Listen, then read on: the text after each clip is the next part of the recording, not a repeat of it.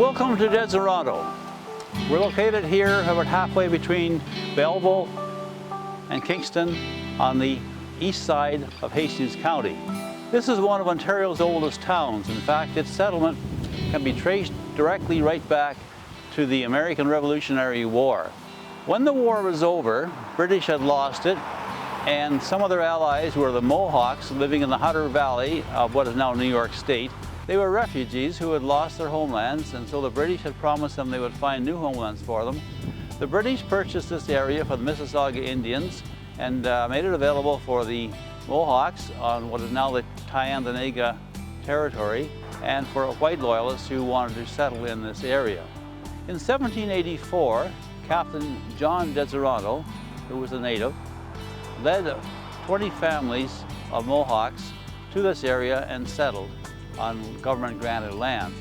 Deseronto himself was given a large farm, and it was a native settlement until the mid-1800s when Deseronto's grandson, John Culbertson, who had inherited the property, began to sell off pieces of it to white settlers, and these sales are still contentious today. Culbertson built a wharf, and this area became known as Culbertson's Wharf. The whites who settled here got into businesses, and among those who settled here were people named Rathbun, a whole family of Rathbuns, and they started to establish mills. The town might have been called Rathbun, but it opted for Deseronto. The Rathbuns built what was to become Ontario's first company town. They had a lot of mills and other businesses, and they built accommodation for their workers. The industries were mostly related to forest products. The Rathbuns had timber rights to great areas north of this area, and they had brought the logs down to their mills for processing. But of course, the further they went, the more difficult it was to bring the logs down, so they built a railway called the Bay of Quinte Railway and built it up into the areas for extracting logs and other resources as well. To supply the railway, they had to build cars to supply it, and they did that. And then along the railway, there were a number of branch operations, branch railways setting up, so the Rathbuns built cars and locomotives for them as well.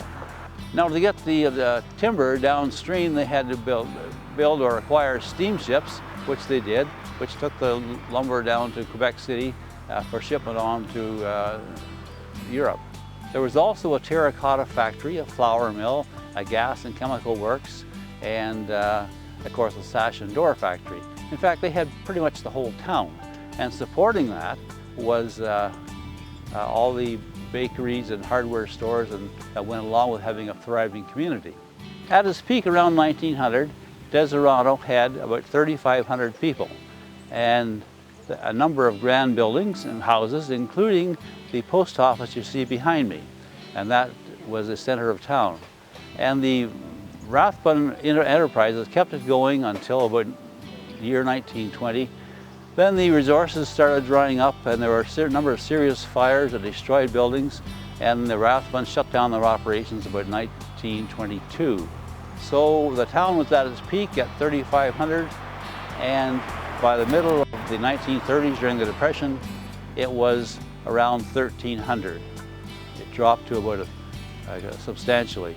And at the moment, the population over 100 years has climbed back to about 1,800. So it's now half of what it was 100 years ago. More recently, a variety of industries have moved into Deseronto, and it's making its way back to prosperity and trying to cash in on its presence on the shore of the beautiful Bay of Quinte. So this is quite an interesting town. It's a mixture of what was and what might have been and what could be. And go on down, take a look at it. Highway 2, east of Belleville, and you'll enjoy it here. Lots of good restaurants too. See you on the road.